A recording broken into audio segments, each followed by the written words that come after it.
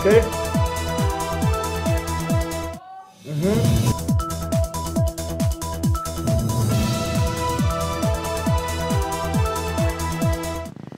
A very good afternoon to you and thank you for joining us. This is Opinion 2017. It's Monday, 25th of September 2017, one day after the NASA coalition leader and presidential candidate Raila Amolo Odinga and Deputy President Stephen Kalonzo Musyoka, as well as Moses Wetangula and other NASA leaders, issued a 24-hour ultimatum to IEBC, to specific IEBC officials to get out of office or be ejected. It's also a day that we're going to discuss CHAN, where Kenya has been stripped of the rights to host the championship in January. And of course, calls to do a recount of the presidential ballot papers to ascertain just what the numbers look like. And of course, it's also another day where there has been an issue around the registrar in the Supreme Court, where EACC officials are said to have moved in to start investigations. I am joined in studio by Felix Lon, who is a lawyer and was also a senatorial candidate in Busia County as an independent candidate. He is also a youth political activist. Karibu sana, Mheshimiwa. Thank you so much. I am also joined by none other than Peter Mathuki, who is an outgoing member of parliament for EALA, the East African.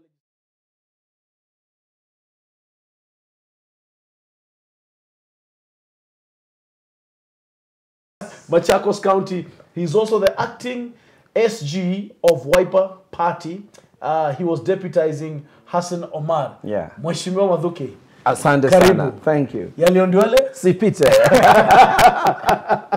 Well, it's amazing how things catch on. Yeah. You know, in this political season, Yeah. kuna maneno yameibuka. Kweli kabisa. Yaliondwele sipite. Sipite. Kumekuwa na jamaa wa vitanda viwili. Kuna jamaa wa vitendawili. Kuna jamaa wa shati nyekundu. Kuna baba Abi. Jamaa wa mashamba. Yes. Yeah. So yaliondwele sipite. Sipite. I think sasa kamusi itabadilishwa kidogo to accommodate that. Yeah. Now, Kenya Yes. bid to host the CHAN, which is the African Nations Championships, in January 2018. And in very unfortunate circumstances, Kenya has been stripped of the rights to host the tournament. We have been told basically we are not ready and our stadia are not ready. Now, hanging on to that thought, the Jubilee government promised to do 5 new stadia when they were campaigning in 2013. And more recently, sometimes last year when they were launching their manifesto, the deputy president is quoted as saying that some stadia are even going to be ready in about 3 months, in about 6 months. Then how is it then that at this point we cannot host CHAN because we are simply not ready? And this is hot on the heels of the Rio fiasco, which happened last year. Before we get into that discussion, let's just have a look at this clip where the deputy president was committing that stadia were going to be ready in about 3 months, 4, 5, 6 months time. Have a look at this clip. I know many people, I have heard many people discuss about, okay, you made promises, you have kept some of them. As we talk today, in 6 months' time, the stadium in Wote will be complete. In 3 months' time, the stadium in Chuka will be complete. In 3 months' time, the stadium in Moyale will be complete. In 6 months' time, the stadium in Kamarin in West Pokot, which is historic, will be complete. In a couple of months, the stadium in Eldoret will be complete. In Nyeri, the president gave the title. There was a challenge of title. Now we have a title, and now the program has been rolled out. In Kiambu, in another 3-4 months, the stadium will be complete. I know many... Well, there you go. And comments already coming in. Somebody is saying, Sasa Wekesa is saying, Felix Lon, my classmate. You know, these days it's important to find people who went to school with you.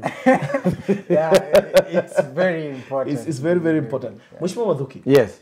I mean, we have faced this embarrassment as a country. Yes. I mean, what do you make of it? I mean, we've just seen the clip there, the DP saying this state by the end of 3 months, like Inoru will be ready. There's even a stadium in West Pokot. I mean... Now, thank you very much for first and foremost hosting us this afternoon. Karibu sana. And I must admit that, we must admit that Kenya is one of the, I would say, serious countries in this continent in terms of politics, in terms of economy, and even sports. In sports. Yes. Yeah. Sports would, of course, fall under our social issues. Yes. And therefore, Kenya has been seen as a pace setter in the continent and all over in the region and where it sits. And therefore, when we have those kind of embarrassment, it becomes very unfortunate. Yes. But again, I would say this. You know, when you have the wrong characters in a place like State House, yes, this is where you take this country. And you know, Mwalimu Nyerere at some point said, Ikulu ni mahali patakatifu. Ikulu ni mahali patakatifu. It's a sacred place, it's not just for anybody. So that whatever you say when you are in State House, yes, it must be a word by word. That must be taken very seriously. Yes. And therefore, when you want to play with people's minds and going around and telling them this will be done, this will not be done, now you can see where they put this country into a total embarrassment.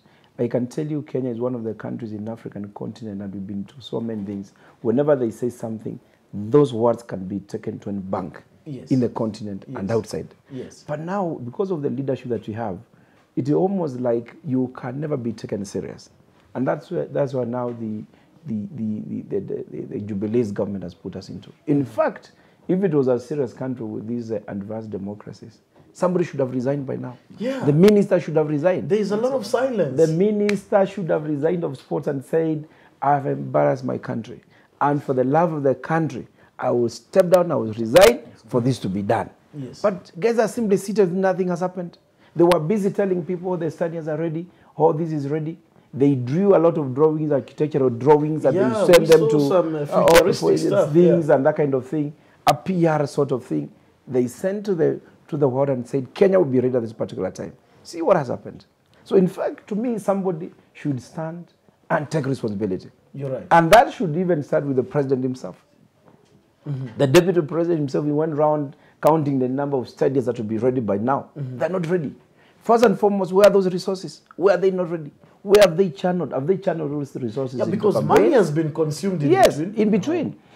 Where is the money? Can somebody tell us where the money has been taken? Does it mean that the money has been rechanneled to campaigns?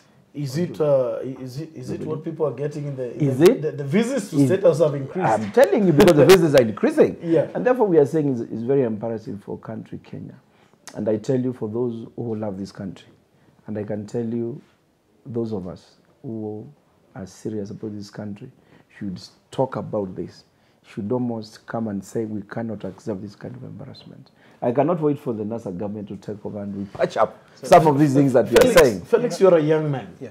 We see Victor Wanyama playing in the EPL, McDonald Mariga, Arnold Origi. We have the likes of Calabar playing in Zambia.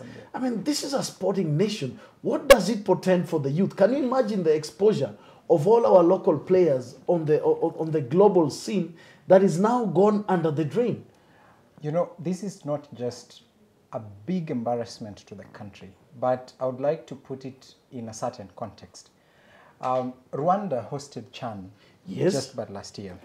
And this is communicating to the idea that certain countries that were way behind us as a nation the Angolas of this world are overtaking us and overtaking us, not just in sports, but even in infrastructure like hosting of conferences. Very many people are starting to prefer, for example, taking Rwanda Air as opposed to Kenya Airways. So the question then that we need to ask ourselves as a country is, why would it not be possible for a country as Kenya to deliver an infrastructure that then accommodates this? And I'm starting to hear a very funny opinion that this can be attributed to the political uncertainties that are in the country. There's been such insinuations. World Cup happened in Brazil a few years ago, right? As the World Cup was going on, the whole country was demonstrating against the president. That was a more uncertain political space than this country is in today. So I think what is needed is the government needs to accept that they failed, and they need to accept, they need to seek forgiveness, and a much better way of seeking forgiveness is to leave office. Mheshimiwa Mathuki, going by history, are you expecting any action to be taken? Somebody is asking that we had the scandals of NYS, and one of the persons mentioned adversely was rewarded by a gubernatorial position. I mean, based on what happened in Rio, I'm not sure if the report even came out. Are you expecting any action? Is it business as usual? And it looks for those guys who are in Jubilee, of course, they would want status quo. And that's what we are saying as leaders. If at all there was seriousness, and I think this is a serious matter, by now the head of state should have come out and given a public statement on this issue. Because going forward, it is going to affect so many other opportunities that will be coming to Kenya. Both in the region. Look at a country like Rwanda. Rwanda is just a member state of the EAC, came to the EAC far after Kenya joined. And now they're in a capacity, in a position to host such an event. Kenya cannot. Kenya cannot. So what does it tell us? And therefore that I'm saying, it is unfortunate. After Rio, even all those kind of things we were told, every stone will be unturned and stuff, nothing has come out. We don't have a report yet. And now we are talking of a situation where such an event has been cancelled. Where does it put Kenya? I think it's the high time now. Even Kenyans now come out demand. It is about the future of the country. True. As you've already put, the young people, where is the future? If now what is supposed to motivate them and get into some of these things is being exploited and funds being channeled to other places, what does that tell you? That the country is not in safe hands anymore. As a young person, Jubilee came to power on the youth platform, or rather youthful platform.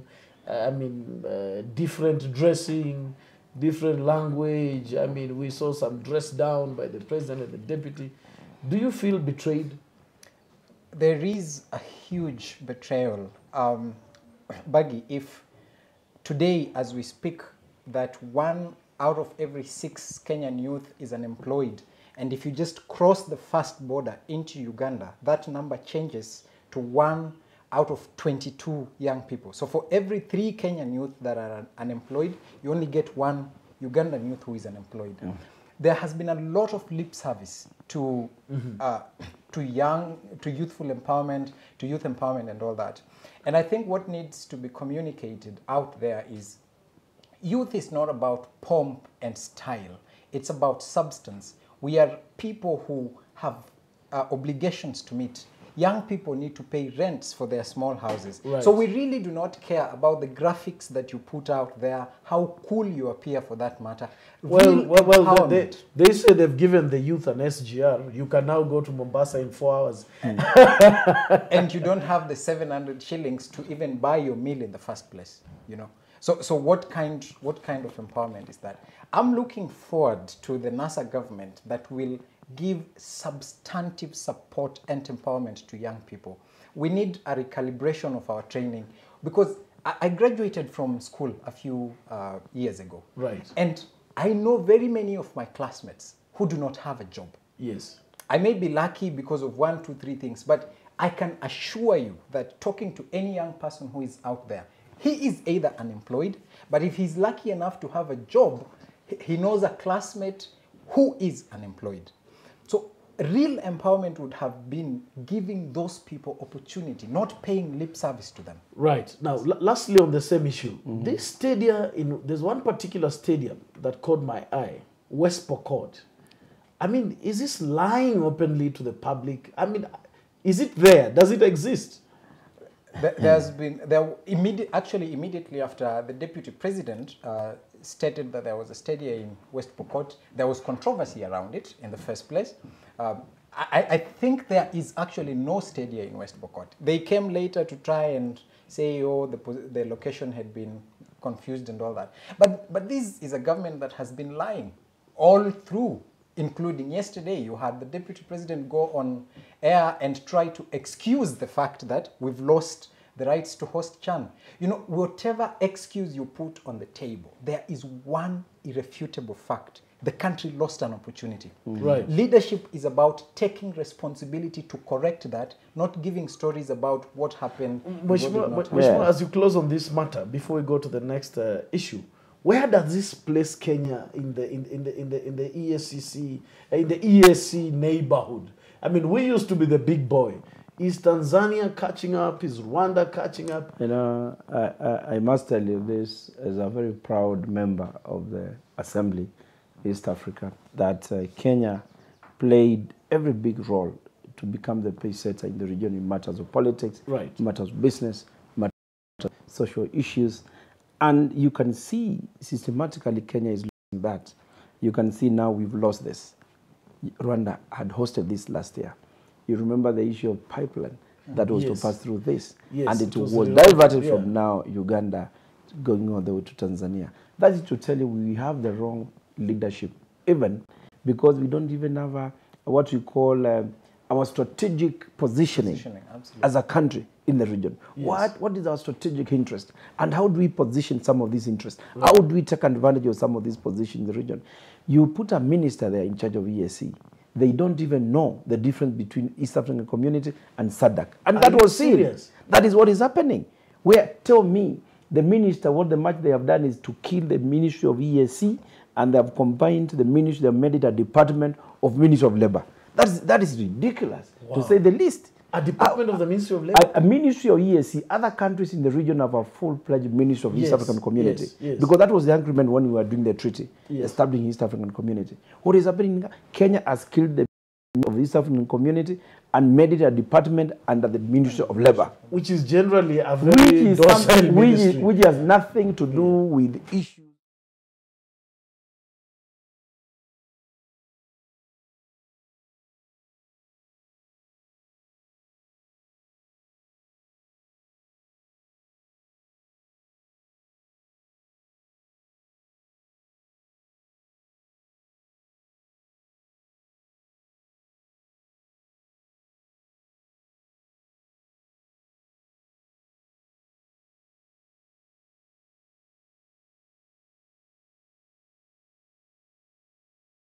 How they are performing and give them targets and all that. There was even public service week, I remember. Yes, when these two gentlemen came to power, they changed it, just like the ministry, from a department under presidency to a department in the Ministry of Devolution then. And for about 2 years, there was no proper government performance contracting because another minister is asking, how does a department in another ministry come to do what? To rank me, for example. Yes. So what happens after a short while is you realize parastatals are no longer being, there is no carrot, there is no stick that is pursuing parastatals. Right. And the overall outcome is failure of provision of public services. So there has been an era after another, and I think it should naturally culminate. Is it systemic as what Maraga said about IDC? Very well, let's move on to the next issue. Gentlemen, there has been calls by Jubilee that we need to do a recount of the ballot papers. I mean, NASA equally has said open the servers. But I do remember when the petition was ongoing, there was mention of that by NASA lead counsel, which is Senior Counsel James Orengo, and Moite did consult Ngatia, who was the lead counsel for the third petitioner, third respondent, sorry, and they blatantly said no. So what has changed? So speaking as a lawyer who took a very keen and participated in the petition, this is hypocrisy and political posturing. There is nothing beyond that because of a number of reasons. One, there is no legal basis whatsoever under which Jubilee is moving to court to ask for a recount. Have they moved to court? Yes, I think there is talk that they have filed such a petition. Okay. There is absolutely no legal basis. Asking for a vote recount from the Supreme Court at this particular time cannot be supported with any law. It cannot be supported even by the Constitution. But secondly, and what Kenyans need to know is that one of the first issues that the lead counsel of NASA asked for was for scrutiny. in the law, scrutiny necessarily includes a vote recount. Wow. Necessarily. If you say you're going to scrutinize the voting process, the vote, which is the primary material, is included. And indeed, Council Mwite said they have nothing to hide. Right. And then Ngatia stood up in court and said, this is a new request, let us consult. After they consulted, however, and it is everybody's guess, he came back to the court and opposed it. So what the court then did was, you go back and look at all these and balance, and then you give a certain ruling. But most importantly, which every Kenyan again needs to understand so that we stop blaming the Supreme Court. The Supreme Court operates under the law. Yes. When after a declaration, 7 days after that, you file a petition. Then 14 days after that, the court has to do what? Has to go through the petition and make a determination. Right. If we were going to do vote recount within the legal parameters, it would have been at the start of the petition. Not now. Not now. Mheshimiwa, hii ni let me tell you something, my good brother. You know, Supreme Court made their decision. The matter is over and closed. You cannot open it. The matter is closed, period. And therefore, when you see some people speaking around, they are busybodies, according to me. They are busybodies because any court, once a decision is made by the Supreme Court, all the lower courts are supposed to abide by that. The High Court, the Appeals Court, those other courts are supposed to abide by that. And therefore, for anyone to start now misleading Kenyans or their clients, possibly by the monies that they have gotten, we can revive this matter. That is misleading. And therefore, we must now, they're in denial. I can say they're in denial. And the reality of the matter is closed. And the only way we can now overcome this is, and there's no other way, it's going through a referendum. Do you want to change the constitution so that now you take out some of these issues because they're in the constitution? And therefore, me and Moni is saying that is very unfortunate. But again, like, they're making a lot of politics.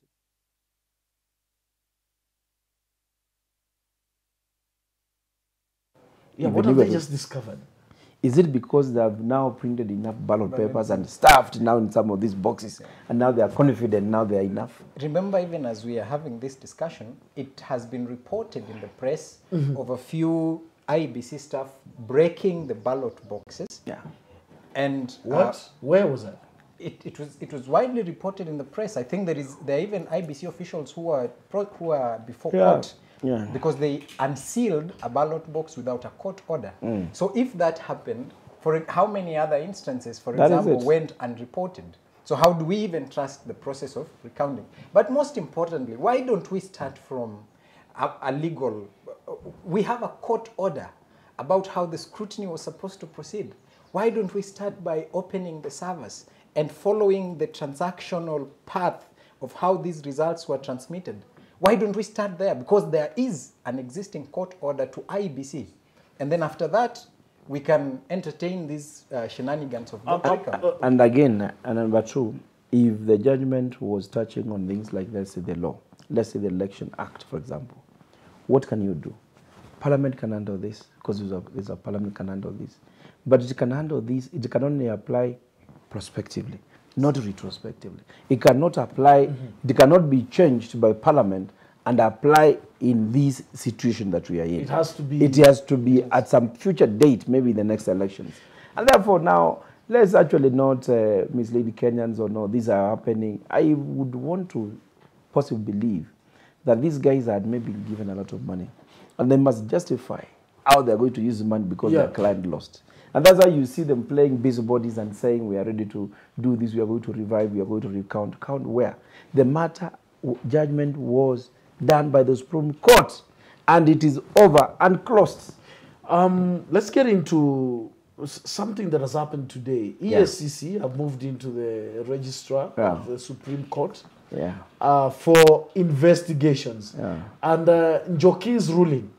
I mean, what do you make of that? And then very quickly, hot on the heels of that now, the registrar, I mean, of all the things EACC can do right now, they haven't even touched Chiloba. I mean, the registrar of the Supreme Court, what do you make of that vis-a-vis that ruling of Njoki? It's very exciting. I will go to the actual words, to the actual wording of the request made by NASA to court before the Milimani scrutiny. Right. NASA asked for certified copies from IEBC for scrutiny. Certified copies. IEBC provided certified copies, and there was a scrutiny undertaken in Milimani with 5 agents from NASA, 5 agents from Jubilee, supervised by the Registrar of the Supreme Court. Justice Njoki tells us that she had another set of certified copies, wow, which, according to her, gave a different outcome. So from a very common sense perspective, right? If one institution provides 2 different sets of forms pertaining the same election, isn't that the first proof that IEBC was joking with the Kenyan minds? If they provided a different set to the Supreme Court, right, then a different set to Milimani, to the Milimani scrutiny, isn't that the first proof that there was fraud? Mm-hmm. That should be the starting point. That is the starting point. Because all these forms were certified by the same institution. I am not... these guys need to stop joking with Kenyan minds. Because do you think that when those forms were coming from wherever, maybe anniversary towers to the Milimani Court of Appeal, were they carried by border borders, or were they under protection? Well, I don't know. I mean, this is Kenya. We've had cases where, I mean, a certain company transports money from point A to B under heavy guard, and many things happen. So I don't know. Maybe between IEBC and and Milimani, anniversary towers and Milimani, something happened. Purely from a legal point, I would give a lot of probative value to a scrutiny that is undertaken before many eyes. I have no understanding. As opposed to something private that... yes. Well, maybe she has a law firm. I don't know. Or maybe she's just that good. Moshimiwa. Now, you know, last time I checked Jogindungu, and we worked with her when we were forming the NAC government. That was 2002. Yes. Wow, and, congratulations. Yeah, that was a good government. Yeah, and that was a good government. And I left Joki focus at that time. I was shocked to have listened to Joki read a 400-page judgment, which was purely attacking our colleagues. Not on any issue. Not on any issue that you'd feel these are the issues you're only attacking and, you know, dressing down the issues. And therefore, I found it unprofessional. That's number one. Number two, you cannot tell with the days that were given, honestly, that she was able to go through the 40,000, honestly, engine forms and stuff.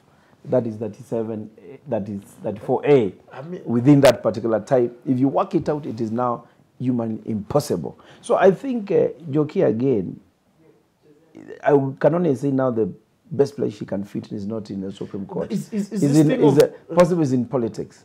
Wow. She could be in the wrong place now. I tell you this. Is this, let us move by EACC in the registrar. Yeah. Is this bullying? Is this intimidation? No, it's obviously intimidation because, again, they want to prove a point. I'm telling you, there was a lot of money that changed hands, according to me, into all these, either the client paying the this and that. And therefore, for them to be seen doing something, they must now use some of these institutions and organs of the government, which are supposed to be independent, to cause a sort of embarrassment. And why haven't the EACC gone to find out what IEBC has done or has not done? They have not delivered the elections. In fact, to me, even this Jubilee and they should even be very annoyed with the IEBC. Because if they believe they won, it is the IEBC that is mismanaged. They should be very unhappy. I'm surprised they are still working together. So this is the issue of EACC going to registrar. It's neither. In fact, if I were Maranga, I would not even allow that kind of nonsense. Because the court remains independent. What has EACC has to do with registrar? Let me just go through some quick comments. But somebody's asking a question. Do you think Joki could have taken some money? We'll get back to that. Let me just go through these comments quickly. Charles Mark Dienya. Deputy President William Ruto promised Kenyans that Chang will be hosted in Kenya in January. He should be held accountable. Pamela, you're saying, imagine Kenya missing such an opportunity to host 15 countries. Business lost because of DP, who lies about building stadium. Mpaka sasa Kenya imepoteza hiyo chance ya kuhost. Thank you for your comment. We have Mohammed who's saying, they have nothing for us. They're a disgrace to us. All they think of is their stomach. Tumbocrats, it's time for restoration. And he completes the statement by saying, Raila power. Well, I don't know. I don't know what Raila power means. There's a gentleman called Mwafungo. He's saying, we need change ASAP. So quickly, do you think money could have changed hands? So I do not want to speculate about that, but this is what I know for a fact, okay? I know for a fact that the judgment of Justice Njoki Ndung'u is unprofessional. That I know for a fact. Whatever her motivations were, that is something that probably needs to be probed. And taking a few steps back, Justice Njoki has had a very checkered experience with her colleagues at the Supreme Court. There are a number of petitions. There is an existing petition against her, I believe, way long before the Supreme Court made this judgment. Just during this time, the former Chief Justice, William Tunga, swore an affidavit that really was an attack on her character. So if I take that context and then I look at the judgment where she is essentially misinterpreting facts and justifying them very forcefully, I'm left to wonder as to what the motivations were. Mheshimiwa, should that be, if that is the case, is there any recourse?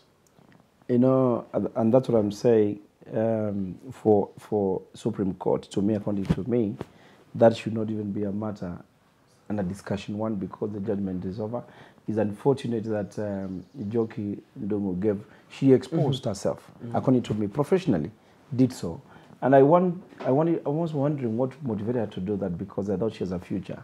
And the world is looking at her and saying, in case of an international assignment, would you really be given an assignment if you cannot make such a judgment, or you can make a judgment that's so misleading? And therefore, to me, I think Njoki is very unfortunate. I can only say that, obviously, you could see motivation or too personal. I can say that. It was too personal. Let me just read Alhaj Mheshimiwa's comment. The only action remaining is Kenyans to kick out a failed regime and corrupt leaders. Now, let's go into the last issue. Yesterday, the NASA coalition leaders were in areas of Kawangware, Kangemi, and they made very clear statements at 24 hours. You are there, Mheshimiwa? Yes, I was. I was part of that. Yes, 24 hours for Chiloba and company to get out of office, or else Tuesday morning, the people will be at Anniversary Towers with one specific mission: to kick them out. Have a look at this clip. Kama wale weze watatoka kwa hiari yao, Bwana Chiloba na wenzake, na watatoa ile kampuni ya Galburai, ile kampuni ya Msafran Mofo, siku ya Jumanne asubuhi, Kenya mzima itaenda kule Anniversary Tower kuwatoa.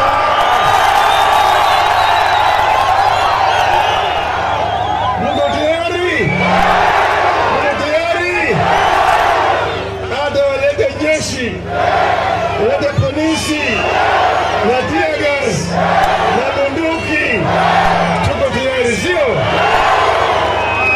Nipigwe teke sitarudi nyuma, nipigwe teke. Niwekwe pingu, rudi nyuma, nipigwe pingu. Walete bunduki,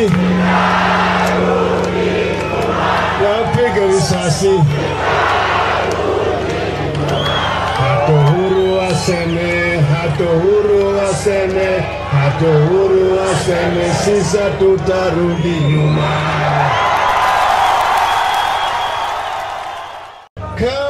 Very well. Let me just read a quick comment before we get into that weighty matter.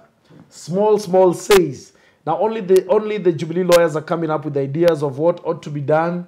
These new lawyers of Jubilee are arising now. Where were they when the likes of Paul Muite could not answer questions in the court? Why didn't you give these ideas to your failed lawyers before they went to court? You decided to give a case to a poet and literature guy to handle.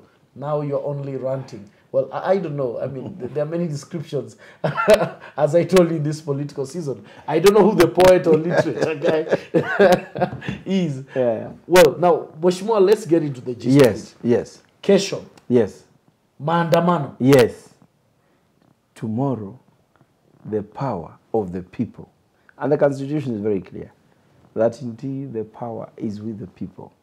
And the only person who is standing between Kenyans and their elections is one person called Chiloba. Chiloba, as a person, is holding this country into some sort of hostage. Because Kenyans are saying, it is you who is making the election free and fair elections not to happen. And therefore he is saying he is still in office. In office to do what? Doing what? For who? Because if, again, morally, and Chiloba has worked in the UN system. Oh, he has? He worked in the UN system. He doesn't and come across as I have worked in the UN system myself.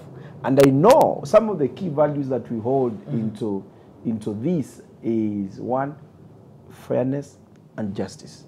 If you know that you failed in such a serious assignment, Chiloba should have resigned by now, by himself, not to wait for be thrown. Again, I can tell you, if he is thrown out of office by Kenyans tomorrow, because he'll be thrown out, you will never be given any other assignment anywhere in this world. Mheshimiwa, is anybody holding a gun to Chiloba's head? No, can I tell you? It is him to say. He should be able to tell us, come out and say, hey, somebody's holding this, help me. That would be something different. But the guy is still in office. I saw my good sister, this lady, she's called Tore, she resigned. She saw the pressure. And there was no she could do, she had to leave. And that is the only way. Chiloba should have left. I tell you. You are a lawyer. Yeah. I mean, from a common man's perspective, we have seen different sets of law being applied. We saw Jubilee protesters protesting with a full escort and cover of police.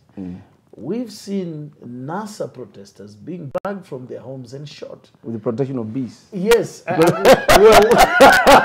NASA seems to have contracted some bees I think I should to act on their behalf. I think I should have a conversation with I'm telling you, these people appear to be very intelligent. They are back in the barracks. So, Mheshimiwa, are they going to be there tomorrow? I tell you, wait and see. Chiloba should leave. Otherwise, the bees will remove him. Now, what happened at the Supreme Court, and look, I am a firm believer. I'm a firm believer in the idea that people should be allowed to demonstrate and express whatever opinion they are. And so I support the Jubilee people who came out to demonstrate against the Supreme Court. But what was shown is that this is an animal farm that we have in Kenya, where a few animals are equal than others. Because I have been in demonstrations in this country. When we were demonstrating against IEBC then, we were chased away by tear gas and powerful buttons. You don't look like a guy who can demonstrate. Check out for me well tomorrow. So let me try to put this in perspective. It is 24 days since the Supreme Court made a determination. If you are running a small business somewhere and an employee makes you make a loss of 500,000 shillings, you will fire that employee and you will perhaps surcharge them. IEBC was given 40 billion shillings by the taxpayers. It has again been given another 10 billion shillings to do a repeat election. How can a section of the country defend people that occasion a loss of 50 billion shillings from any form of punishment or accountability? It is, you cannot understand that. Then number two, NASA gave irreducible minimums, which are common sense requirements. They're legal, they're common sense. When you say an ICT infrastructure compromised results and we need an audit of that, when you say certain members of the staff were part of this... There's the issue of Al Ghurair, Safran. And all that. These are very common sense requirements. And IEBC has not given us any reason to believe that they are acting on them. They have not engaged their coalition. So let them, us use a few extra constitutional mechanisms to make them understand that there is a message that needs to be passed. Mheshimiwa, wana NASA unaweza kuambia nini? Naona muda unaanza kutupa kisogo. I can tell them that wana NASA, our members, please join in this struggle. It's a worthy struggle, I'm telling you. We are getting into it. Support this struggle. Become part of this movement. And if you cannot join personally, please, M-Pesa, pay bill number 991444. That's the way to go. So that now we support this. Thank you. NASA supporters are converted people, so I do not wish to preach to them. I wish to preach to other people who haven't yet joined this change movement.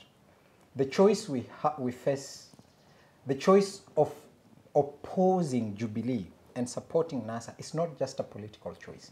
It's a moral obligation for the future of this country. Now, you people come from two different regions. Very quickly, Bwana Director, you come from Busia. Yes. Paul Otuoma, Ababu Namwamba, and delegations have been seen around State House. And what is their political impact? Is it something for NASA to worry about? We welcome whatever impact they would have. Let them. I hope they picked some small. How many votes did Ababu get? I think he got about 7,000 votes. Oh. We welcome whatever little cash they've picked from State House. I hope they will be kind enough to share it with our people. Then after that, we'll talk to our people about where exactly to vote. And I can tell you, these are people going as individuals. They're not representing anyone. Don't represent people. They're only led by what we call democracy. And you said it from the beginning. You have a petition against Alfred Mutua. Yeah. Yes, of course it is there. I may not want to talk about the details of it because of the merits in the court. And I can tell you that people Machakos spoke on 8th and they are going to speak again. Final question. What is Katune? Katune is what we call the Jubilee. You know, Jubilee, and it has no space, I can tell you, in the lower eastern. Well, I could just hear Katune. So I don't know what does it mean. Because, is it a cartoon? Because the lower eastern is NASA. Yes. And therefore, when they, and you know, they don't like red, anything red. And therefore, red, Katune means red. And in this, they are referring to Jubilee. So Jubilee has no space. Are you suggesting that if you wear red, Machakos, they'll be lynched? You are likely to be stung by the bees? I'm telling you, the bees will come for you. Very well. Bees will come for you. Thank you very much for watching. This is Opinion 2017. And thank you, everyone who sent your comments. There are so many. Let me just conclude by Ian Duncan saying, freedom is coming tomorrow. Remember, you can contribute to the NASA campaign via pay bill number 999-991-444. Thank you for watching and goodbye. Thank you, Asana. Bees tomorrow.